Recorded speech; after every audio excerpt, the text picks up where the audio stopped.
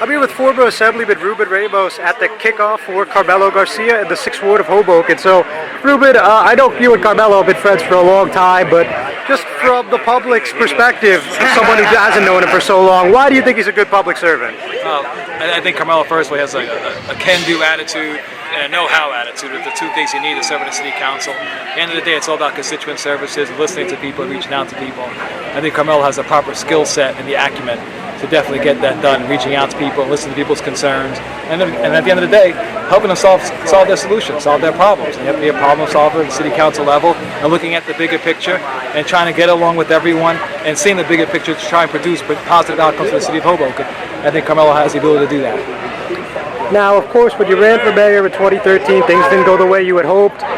You laid low for a little while as far as politics goes, but you're back now. You're going to be running in the 4th Ward. So just tell me what led you to that decision.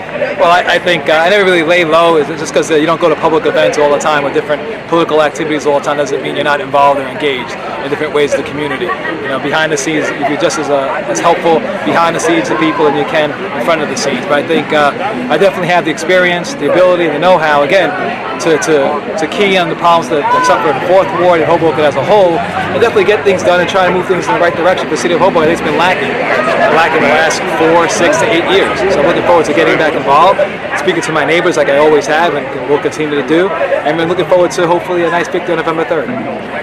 Now, it's an interesting dynamic, particularly in your case, because when you ran for mayor in 2013, it was you, Dawn Zimmer, and Tim Acapinti. This time it's you, Tim Acapinti, and Dana Weaver.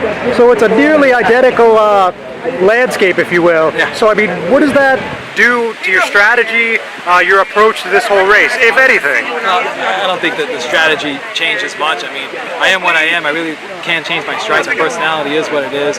I'm a doer. I'm a humble guy. I understand the issues. I reach out to people. I listen to people's concerns. And at the end of the day, hopefully get things done. And that's what it's all about.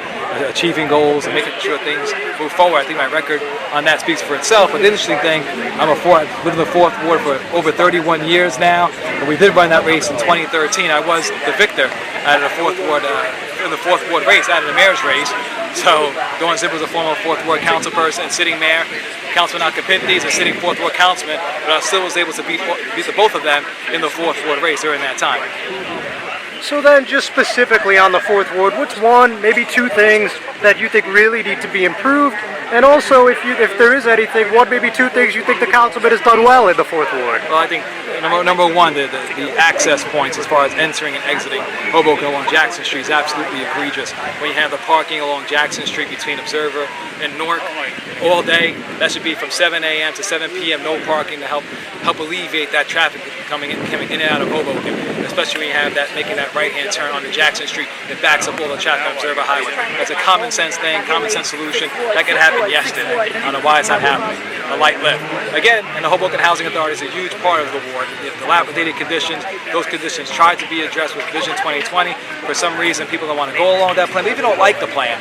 Something has to happen.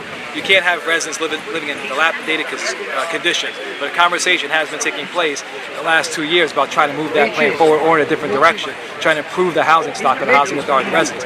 Hasn't happened. It's good for the residents of the Housing Authority, and it's good for the outlying and surrounding neighborhood of the Housing Authority as well. So I definitely want to see those two things happen.